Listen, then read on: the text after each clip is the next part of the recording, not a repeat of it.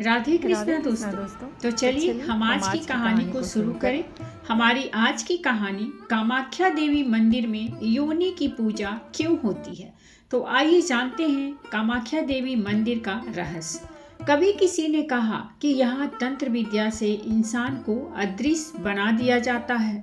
किसी ने कहा मंदिर के गर्भगृह में प्रवेश करते ही साधक की आत्मा शरीर से बाहर निकल जाती है, और किसी ने तो यहाँ तक कहा कि जो एक बार सच को देख ले वो दोबारा सामान्य जीवन जी ही नहीं पाता।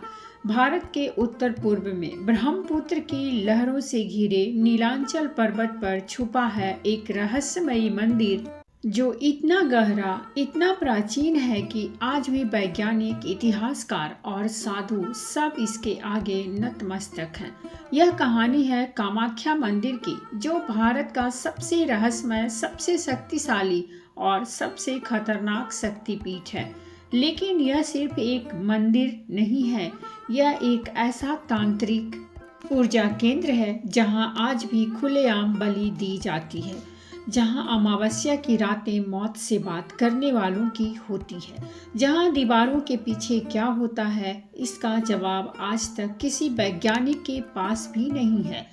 आपने मंदिर देखे होंगे, पूजा, भजन, घंटी, शंख और आरती देखी होगी आपने, लेकिन कामाख्या में यह सब कुछ उल्टा है। यहाँ कोई मूर्ति नहीं है, यहाँ देवी के शरीर का सबसे रहस्यमय अंग पूजा जाता है। वहाँ वही अंग जो जीवन देता है, लेकिन जिसके नाम से समाज नजरें चुरा लेता है। और यह सब कुछ होता है सिर्फ एक लाल धागे की आड़ में।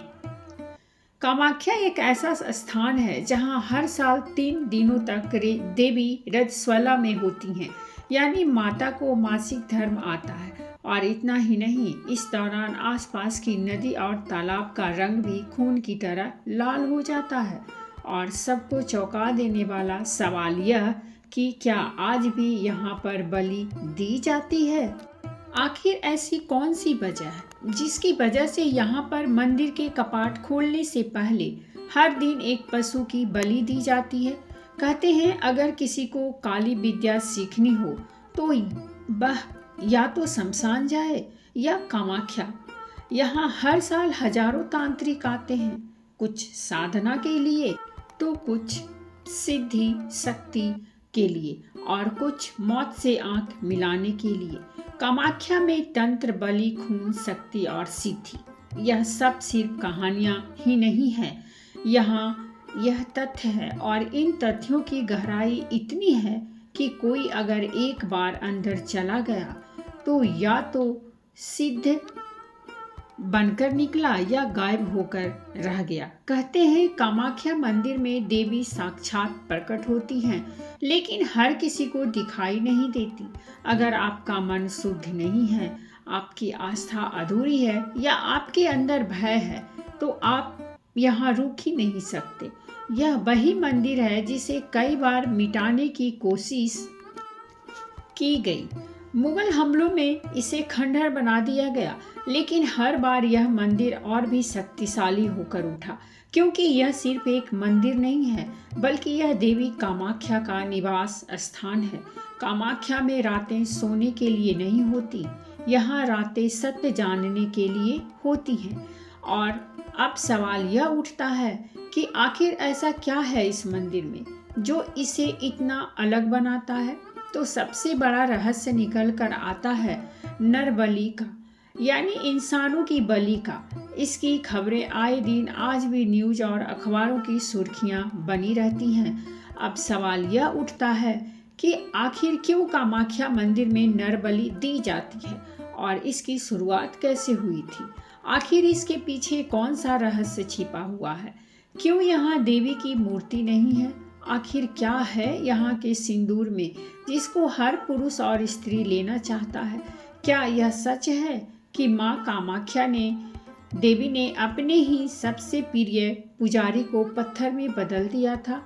और ऐसा कौन सा श्राप दिया था माँ कामाख्या ने असम के कोच राजवंश को, जिसके डर के कारण आज भी इस वंश के लोग नीलांचल पर्वत के आसपास भी नहीं भटकते। तो अगर आप तैयार हैं भारत के सबसे गहरे सबसे रहस्यमय और सबसे पवित्र मगर सबसे डरावने शक्तिपीठ की यात्रा पर चलने के लिए, तो इस कहानी को आखिरी तक जरूर सुनिएगा। तो चलिए बिना किसी देरी के चलते हैं इस रहस्यमय कहानी की शुरुआत करने। कामाख्या देवी मंदिर गुवाहाटी, असम के नीलांचल पर्वत पर स्थित देवी के 51 शक्तिपीठों में से एक है। कामाख्या मंदिर भारत में सबसे पुराने मंदिरों में से एक है और स्वाभाविक रूप से सदियों का इतिहास इसके साथ जुड़ा हुआ है। इस मंदिर का इतिहास आज भी इसकी दीवारों के पीछे छुपा हुआ है, जहां दर्शन के लिए देश के अलग अलग हिस्सों से तीर्थ यात्री आते हैं। लेकिन आपको जानकर हैरानी होगी कि कामाख्या मंदिर में माता की मूर्ति की पूजा नहीं की जाती, बल्कि यहाँ पर माता सती की योनि की पूजा होती है। भारत के लगभग हर मंदिर में देवी या देवता की मूर्ति होती है, लेकिन कामाख्या में ऐसा नहीं है। यहाँ न तो कोई मूर्ति है न कोई चेहरा, बल्कि यहाँ पूजा होती है योनि की।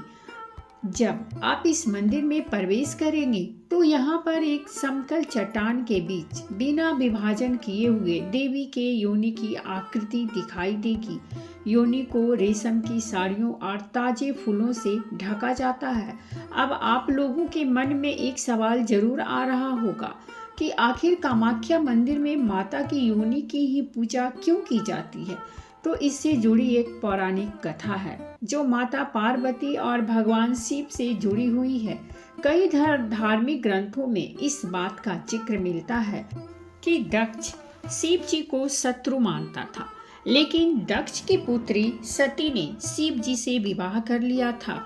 एक बार दक्ष ने अपने महल में यज्ञ का आयोजन किया। यज्ञ में उसने शिव जी और सती को छोड़कर सभी देवी देवताओं, ऋषि और मुनियों को बुलाया।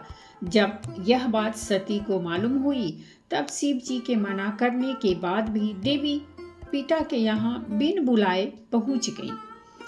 दक्ष प्रजापति ने सती के सामने ही शिव जी के लिए अपमानजनक बातें कह दी, लेकिन अपने पति का अपमान होते देखकर देवी सती क्रोधित हो गई और वही यज्ञ कुंड में कूदकर अपनी देह त्याग दी। लेकिन जैसे ही इस बारे में भगवान शिव को पता चला, तो वे इतने अधिक क्रोधित हो गए कि देवी सती की जलती देह लेकर ब्रह्मांड में भटकने लगे। यह सब देखकर सभी देवी देवताओं को सृष्टि के विनाश का डर सताने लगा। इसके बाद उन्होंने भगवान विष्णु से इस अनहोनी को रोकने की प्रार्थना की।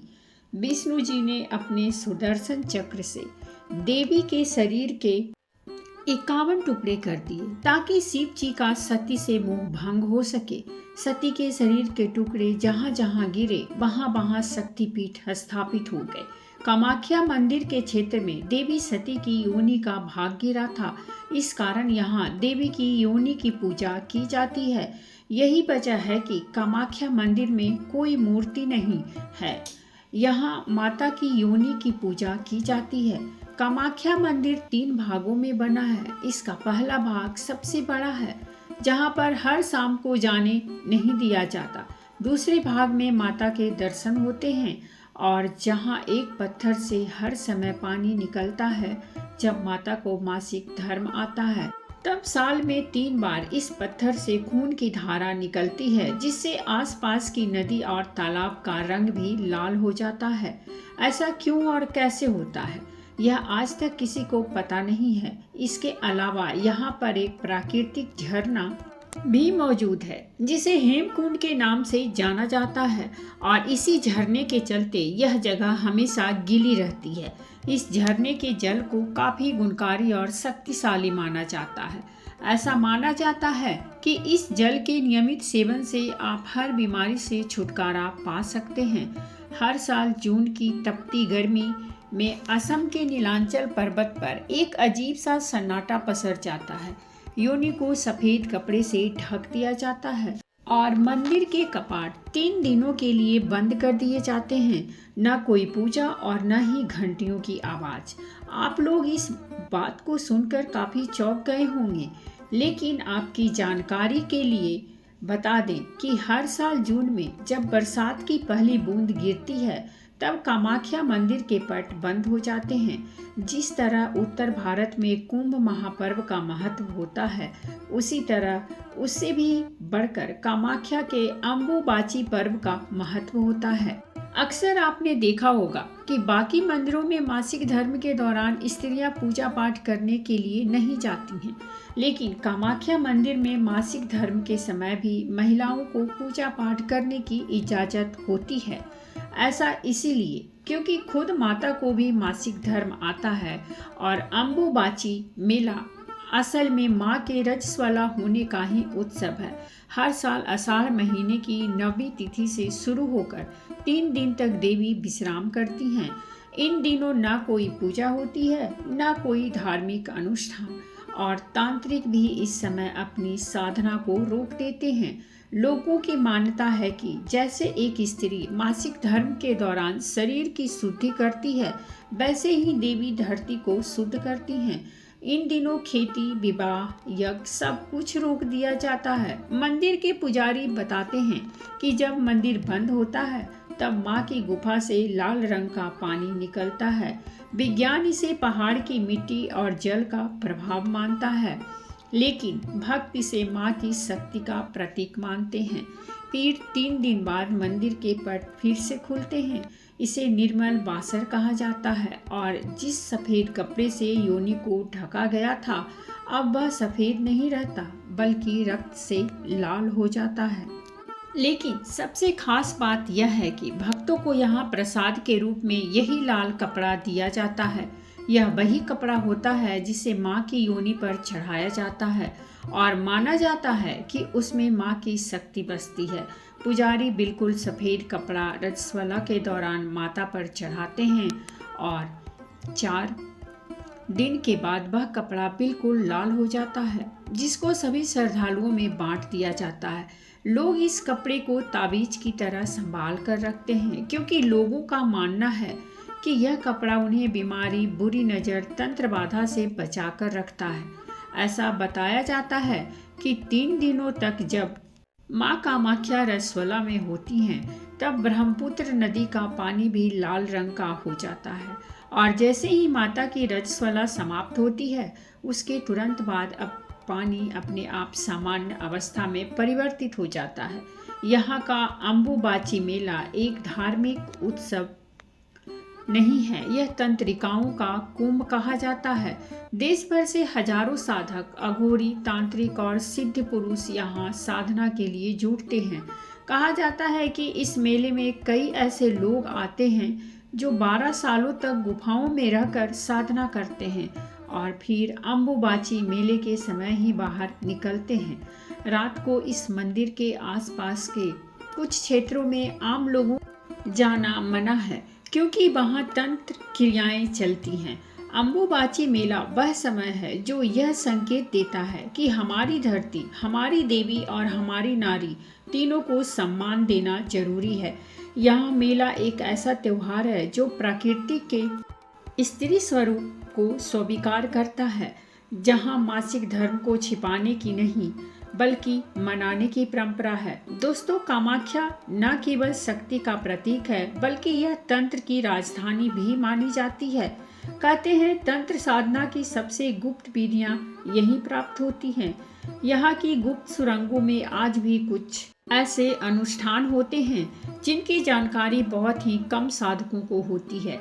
मंदिर परिसर में 10 महाविद्याओं के भी मंदिर हैं, जैसे कि काली, तारा, षोडशी, भुवनेश्वरी, भैरवी, छिन्नमस्ता, धूमावती, बंगलामुखी, मातंगी और कमला।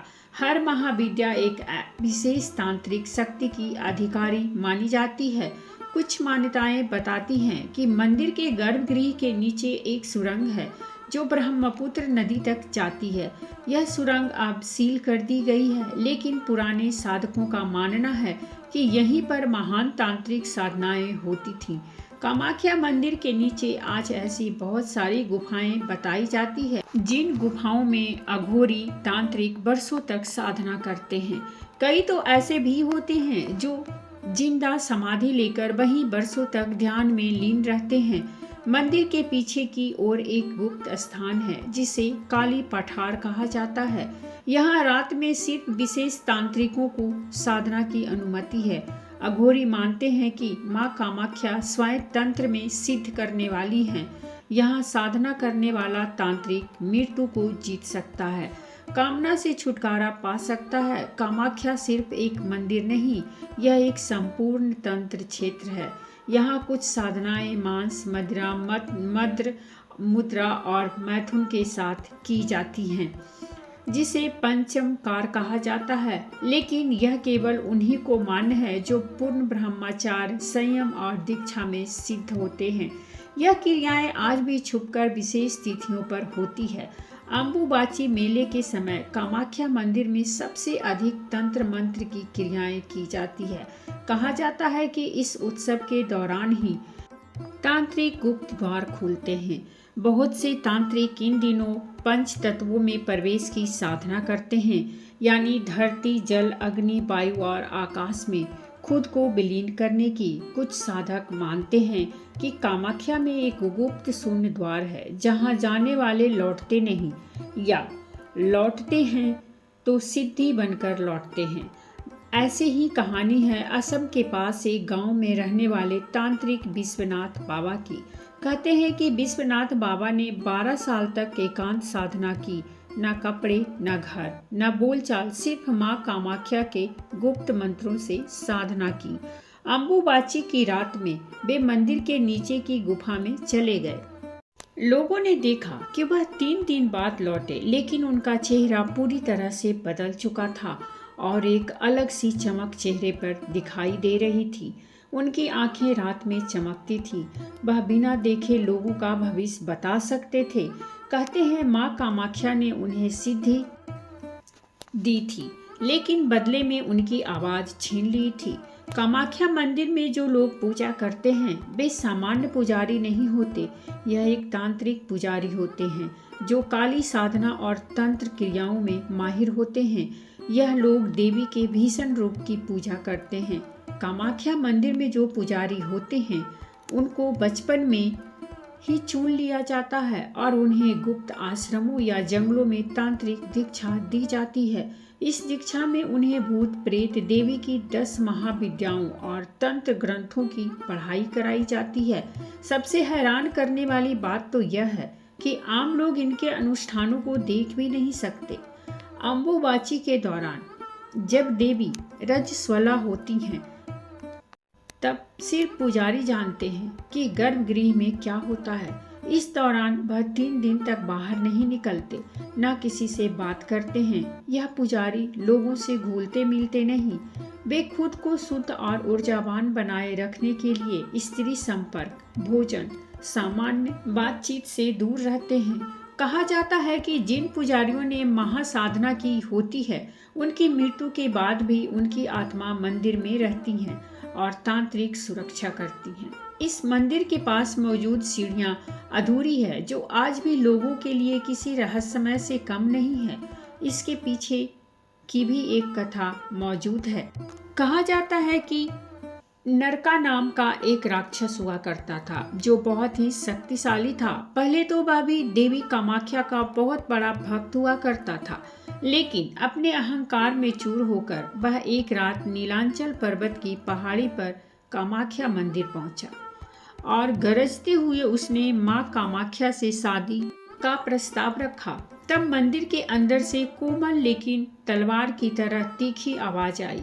कामाख्या देवी ने नरका से कहा कि अगर वह एक ही रात में नीलांचल पर्वत से मंदिर तक सीढ़ियां बना देगा तो ही वह उससे विवाह करेंगी। नरका ने देवी की बात मान ली और सीढ़ियां बनाने लगा। हजारों राक्षसों और मायावी शक्तियों की मदद से वह तेजी से सीढ़ियां बनवाने लगा। देखते ही देखते पहाड़ की चोटी तक पहुंचने वाली करीब 10,500 सीढ़ियां बन गई। देवी को लगा कि नरकासुर इस कार्य को पूरा कर लेगा, इसीलिए उन्होंने एक तरकीब निकाली। उन्होंने एक कौवे को मुर्गा बनाकर उसे भोर से पहले ही बांग देने को कहा। जैसे ही मुर्गा ने बांग दी तो नरका को लगा कि वह शर्त पूरी नहीं कर पाया है और उसने काम रोक दिया। परंतु जब उसे हकीकत का पता चला तो वह उस मुर्गे को मारने दौड़ा और उसकी बलि दे दी। जिस स्थान पर मुर्गे की बलि दी उसे कोकरा नाम से जाना जाता है। यह सीढ़ियां आज भी हैं, जंगलों के बीच खंडहर जैसी स्थिति में। किसी ने कोशिश की कि उन्हें फिर से पूरा किया जाए, लेकिन हर बार कुछ न कुछ अनहोनी हो जाती है। कई लोग रास्ता भटक जाते हैं, कईयों ने तो वहां अजीब आवाजें सुनने की भी बात कही। लोग कहते हैं कि यह सीढ़ियां अधूरी इसीलिए है क्योंकि देवी ने खुद चाहा था कि कोई भी उस पवित्र शक्ति तक गलत इरादों से ना पहुंचे। कामाख्या एक तांत्रिक पीठ है और तंत्र में बिना भैरव की कृपा के कोई भी तांत्रिक साधना सफल नहीं मानी जाती। भैरव को द्वारपाल भी माना जाता है। बिना उनकी अनुमति के कोई भी साधक गर्भगृह की शक्ति को नहीं समझ सकता। कामाख्या मंदिर से कुछ दूरी पर उमानंद भैरव का मंदिर है। उमानंद भैरव ही इस शक्तिपीठ के भैरव हैं। यह मंदिर ब्रह्मपुत्र नदी के बीच में है। कहा जाता है कि इनके दर्शन के बिना कामाख्या देवी की यात्रा अधूरी मानी जाती है। कामाख्या मंदिर कोई साधारण शक्तिपीठ नहीं है, यह विश्व का प्रमुख तांत्रिक केंद्र है। मान्यता है कि देवी कामाख्या को खून चढ़ाने से वह साधक की इच्छा जल्दी स्वीकार करती हैं। इसी वजह से यहाँ बलि की परंपरा शुरू हुई थी। वैसे पुराणों में बताया गया है कि कामाख्या में नरकासुर की मृत्यु के बाद नर बलि की प्रथा शुरू हुई थी। जैसा कि हमने आपको बताया था कि नरकासुर ने कामाख्या देवी से विवाह करने का प्रस्ताव रखा था, लेकिन माता ने उसके सामने एक रात में सीढ़ियां बनाने की शर्त रखी थी, लेकिन नरकासुर अपनी शर्त को पूरा नहीं कर सका। नरकासुर को कामाख्या देवी ने छल से परास्त किया था। जब इस बात का पता उसे चला तो उसने कन्याओं का अपहरण करना शुरू कर दिया। लगभग उसने 16,000 कन्याओं का अपहरण कर लिया था, जिसके बाद माता कामाख्या ने श्री कृष्ण से नरकासुर का वध करने की प्रार्थना की। इसके बाद भगवान श्री कृष्ण ने नरकासुर का वध कर 16,000 स्त्रियों को आजाद करवा लिया। नरकासुर का वध कामाख्या क्षेत्र में ही हुआ था। बस यही से कहानी एक नया मोड़ लेती है। नरकासुर की मृत्यु के बाद उसके कुछ अनुयायियों और तांत्रिकों ने यह विश्वास किया कि देवी कामाख्या को प्रसन्न करने के लिए मानव बलि सबसे शक्तिशाली साधना है। कहा जाता है कि नरकासुर के अनुयायियों ने उसकी मृत्यु के पश्चात प्रतिवर्ष एक व्यक्ति को बलि देकर देवी से मुक्ति, शक्ति और सिद्धि की प्रार्थना शुरू कर दी। इसी से नर बलि की परंपरा की शुरुआत हुई, जिसके बाद प्राचीन असम में खासकर अहो राजाओं के शासन काल में कामाख्या मंदिर में इंसानों की बलि दी जाती थी। यह बलि खासतौर पर राजनीतिक या युद्धकालीन कामनाओं की सिद्धि के लिए होती थी। तांत्रिक अनुष्ठानों के दौरान बलि देना मां को प्रसन्न करने का माध्यम भी माना जाने लगा। लेकिन वर्तमान समय में कामाख्या के अंदर इंसानों की बलि पर कानूनी रोक लगाई गई है, लेकिन बकरों और कबूतरों की बलि आज भी यहाँ दी जाती है। खासकर अम्बुबाची मेले और नवरात्रि जैसे अवसरों पर बलि से पहले जानवरों को स्नान कराया जाता है, तांत्रिक मंत्रों से शुद्ध किया जाता है और फिर देवी को अर्पित किया जाता है। वैसे तो कामाख्या में नर बलि पर कानूनी तौर पर रोक है, लेकिन कहा जाता है कि आज भी यहाँ पर नर बलि दी जाती है। इस कड़ी में कुछ ही साल पहले एक मामला असम की राजधानी गुवाहाटी से सामने आया था। यहाँ एक महिला के साथ बलि चढ़ाने के आरोप में पुलिस ने 5 लोगों को गिरफ्तार किया था। यह गिरफ्तारी इस घटना के करीब 4 साल बाद की गई थी। सालों तक दर्जनों लोगों से चली पूछताछ के बाद यह मामला सामने आया था कि जिस महिला की हत्या की गई वह पश्चिम बंगाल के हुगली जिले की रहने वाली थी। बताया गया कि भूतनाथ में एक कपाली पूजा आयोजित की गई थी, जिसमें लगभग 12 लोगों ने भाग लिया था, जिसमें पीड़िता भी शामिल थी। पूजा करने वालों ने शराब का सेवन किया था, पीड़िता को भी शराब पिलाई गई थी। इसके बाद उन्होंने कामाख्या के शमशान घाट का दौरा किया और मानव बलि के नाम पर पीड़िता का सिर काट दिया। असम में इससे पहले भी कथित नरबलि के मामले सामने आते रहे हैं। साल 2021 में राज्य के आदिवासी बहुल चाय बागान इलाके में एक तांत्रिक ने 4 साल के एक शिशु की कथित रूप से बलि चढ़ा दी थी। इसमें उस बच्चे के पिता की भी मिलीभगत थी। इसी तरह करीब 3 साल पहले 55 साल के एक व्यक्ति की कथित रूप से बलि चढ़ाने के मामले में पुलिस ने 3 महिलाओं समेत 11 लोगों को गिरफ्तार किया था। इसी तरह 2003 में भी स्थानीय लोगों ने एक पुजारी के नरबलि के प्रयास को विफल किया था। कामाख्या मंदिर से पहले जो बाजार मिलता है वह इसे बाकी मंदिरों या धार्मिक स्थलों से बिल्कुल अलग करता है। पूरे रास्ते आपको जितनी भी प्रसाद की दुकानें नजर आएंगी उसमें ज़्यादा टोकरी में बंद कबूतर और अन्य पक्षी दिखाई दिए जाते हैं। पूरे बाजार में छोटे बड़े बकरे बकरी मिमियाते हुए दिख जाएंगे। आपको यह जानकर आश्चर्य होगा कि हर दिन जब कामाख्या मंदिर के कपाट खोले जाते हैं तब उससे पहले एक पशु की बलि दी जाती है। इसके बारे में बहुत ही कम लोगों को पता है क्योंकि बलि गुप्त स्थान पर दी जाती है, जिसके बारे में आम श्रद्धालुओं को पता ही नहीं होता। वैसे कामाख्या में बलि को लेकर हमेशा से ही विवाद बना रहता है। बलि प्रथा को लेकर लोग 2 गुटों में बटे हुए हैं। कुछ लोगों का कहना है कि बलि के बिना पूरी तरह से सिद्धि प्राप्त करना संभव नहीं है। वहीं कुछ लोगों का मानना है कि अपने निजी स्वार्थ के लिए किसी बेजुबान की हत्या करना सही नहीं है। कामाख्या मंदिर के पीछे की सबसे बड़ी रहस्यमयी बात यह है कि यह स्थान भक्तों को ऐसा अनुभव कराता है जिसे शब्दों में व्यक्त नहीं किया जा सकता। मंदिर का वातावरण, इसकी ध्वनि, प्रकाश और यहाँ होने वाले अनुष्ठान, यह सभी कुछ ऐसे प्रतीत होते हैं मानो कोई अदृश्य शक्ति हर कण में बसी हो। भक्तों का कहना है कि मंदिर में प्रवेश करते ही ऐसा अनुभव होता है जैसे उन्होंने किसी दूसरी दुनिया में कदम रख लिया हो। एक ऐसी दुनिया जहां अदृश्य ऊर्जा, रहस्यमय अनुभव और अलौकिक अनुभूतियां उन्हें नजर आती हैं। धार्मिक मान्यता के अनुसार जो व्यक्ति भक्त अपने जीवन में 3 बार कामाख्या मंदिर के दर्शन के लिए आते हैं उन्हें सांसारिक बंधन से मुक्ति मिल जाती है। एकमात्र माँ कामाख्या माँ सिद्धि पीठ की एक मान्यता यह भी है कि जो भी कलयुग में इस स्वयंभू सिद्ध पीठ में गंगा मैया का गंगा जल लाकर चढ़ाएगा और उसमें से ही थोड़ा जल महानदी ब्रह्मपुत्र में डाल देगा, उसको वाजपेयी यज्ञ का फल मिलेगा। यही कारण है कि हर साल बड़ी संख्या में लोग कामाख्या मंदिर माता के दर्शन करने के लिए पहुंचते हैं। एक बार एक स्थानीय पुजारी ने बताया कि कई बार रात्रि अनुष्ठान के दौरान देवी का तेज प्रकाश गर्भगृह से बाहर आता है। इस प्रकाश में जाने की अनुमति किसी को नहीं। एक अन्य मान्यता है कि जो व्यक्ति अपने जीवन में भारी संकट से गुजर रहा होता है वह सच्चे मन से कामाख्या मंदिर आता है। देवी उसे सपने में मार्ग दिखाती हैं। यहाँ के पुजारी मानते हैं कि देवी केवल पुजारियों की नहीं, हर श्रद्धालुओं की गुरु होती हैं। कई बार लोग ने इस बारे में जिक्र किया है कि मंदिर के पुराने हिस्सों से असामान्य ध्वनियाँ आती हैं, जैसे कोई शंख बज रहा हो या कोई अनजानी भाषा में मंत्र बोल रहा हो। इन अनुभवों की पुष्टि भले ही वैज्ञानिक ना करें, लेकिन स्थानीय समुदाय इन्हें देवी की उपस्थिति का प्रमाण मानते हैं।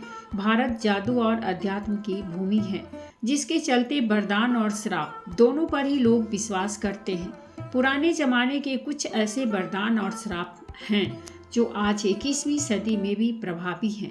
यह वे श्राप हैं जो हजारों साल पहले दिए गए थे, लेकिन आज भी श्रापित लोगों और उनके परिवार के सदस्यों को परेशान कर रहे हैं।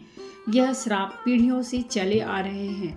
ऐसे ही एक घटना लगभग 600 साल पुराने वर्तमान गुवाहाटी में कोच राजवंश के राजा के साथ घटी थी। हम सभी जानते हैं कि गुवाहाटी पर कोच राजवंश का शासन था, लेकिन कोच राजवंश द्वारा वर्तमान गुवाहाटी शहर पर शासन करने से पहले मुगलों ने कई बार शहर पर हमला किया और मंदिरों को नष्ट कर दिया। इन्हीं नष्ट किए गए मंदिरों में से एक कामाख्या देवी माता का मंदिर भी था। गुवाहाटी शहर में कोच राजवंश की स्थापना के बाद कोच राजा नर नारायण ने इस पूरे क्षेत्र पर शासन किया।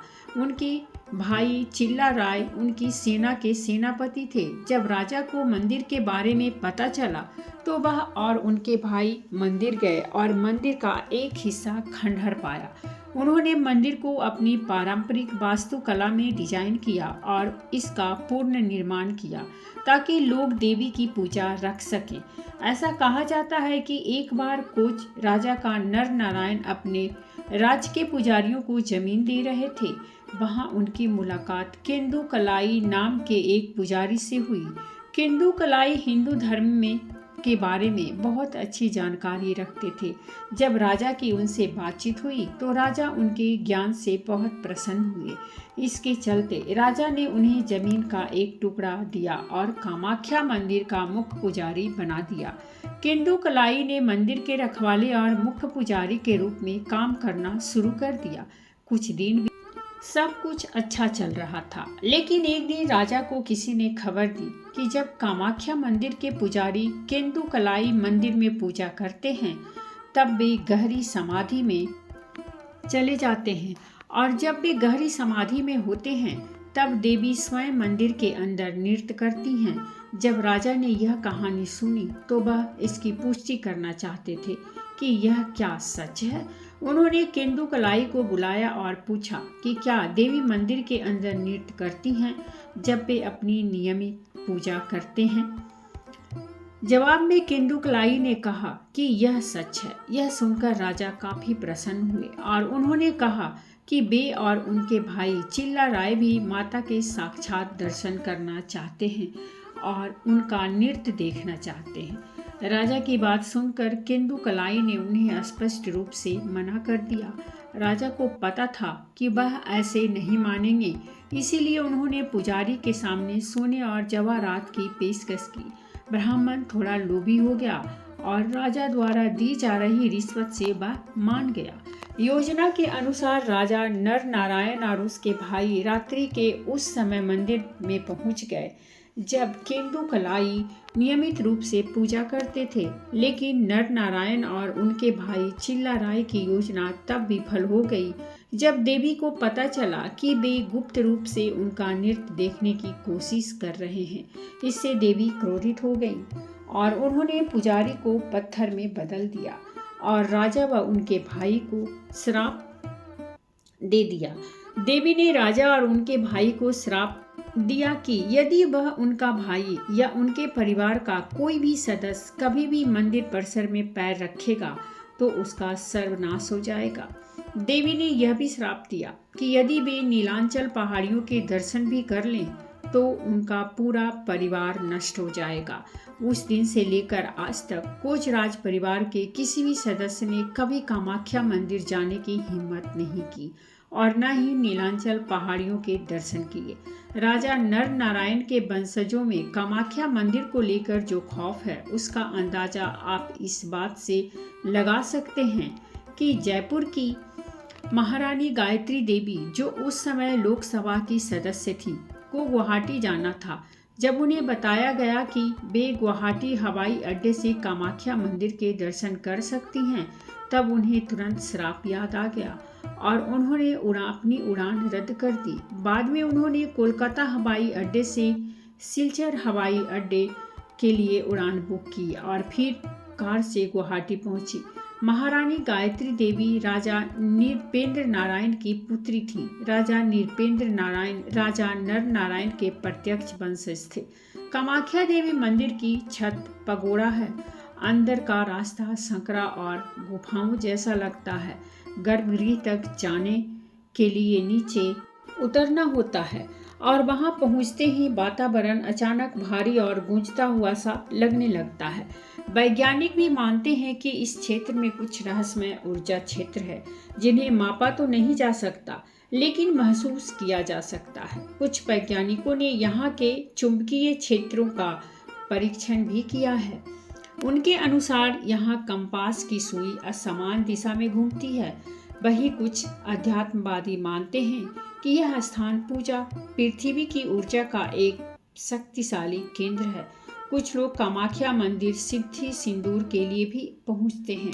दरअसल ऐसा माना जाता है कि कामाख्या में किसी सिंदूर को सिद्ध करके उस दिन माथे पर लगा लेने से जिसमें व्यक्ति को आप पसंद करते हैं, यदि वह आपके माथे पर लगे हुए सिंदूर को देख ले तो वह स्वतः ही आपकी ओर आकर्षित हो जाता है।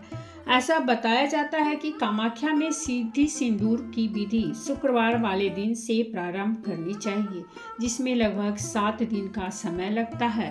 इसके बाद 7वें दिन डिब्बे में सिंदूर को निकालकर 11 या 7 बार मंत्र पढ़ने से यह सिंदूर सिद्ध हो जाता है और इस सिंदूर को हथेली में लेकर गंगा जल, केसर, चंदन पाउडर मिलाकर मंत्र का उच्चारण करते हुए माथे पर तिलक लगाने से अभिलाषित व्यक्ति वशीभूत होने लगता है। कामाख्या मंदिर में जाने के बाद एक मंत्र दिया जाता है जिसका प्रयोग कोई भी स्त्री या पुरुष कर सकता है। कामाख्या मंदिर भारतीय संस्कृति में नारी शक्ति का अनूठा प्रतीक है। जहां एक ओर समाज में स्त्री के शरीर के प्राकृतिक पहलुओं को अक्सर वर्जित या अशुद्ध माना जाता है, वहीं यहाँ देवी नारी शक्ति का अनूठा प्रतीक है। जहां एक ओर समाज में स्त्री के शरीर के प्राकृतिक पहलुओं को अक्सर वर्जित या अशुद्ध माना जाता है, वहीं यहाँ देवी के मासिक धर्म को पवित्र माना जाता है। कामाख्या मंदिर आधुनिक समाज को एक गहरा संदेश देता है कि स्त्री के शरीर में ही ब्रह्मांड का सृजन छिपा है। जहां रजस्वला स्त्री को अशुद्ध माना जाता है, वहीं कामाख्या देवी की पूजा हमें सिखाती है कि हर स्त्री देवी का ही स्वरूप है। तो दोस्तों, ये थी हमारी आज की कहानी और अगर हमारी कहानी आपको अच्छी लगी हो तो प्लीज़ हमारे चैनल को सब्सक्राइब कीजिए, वीडियो को लाइक और शेयर जरूर कीजिए। कहानी सुनने के लिए बहुत बहुत धन्यवाद। मिलते हैं हम एक नई कहानी के साथ।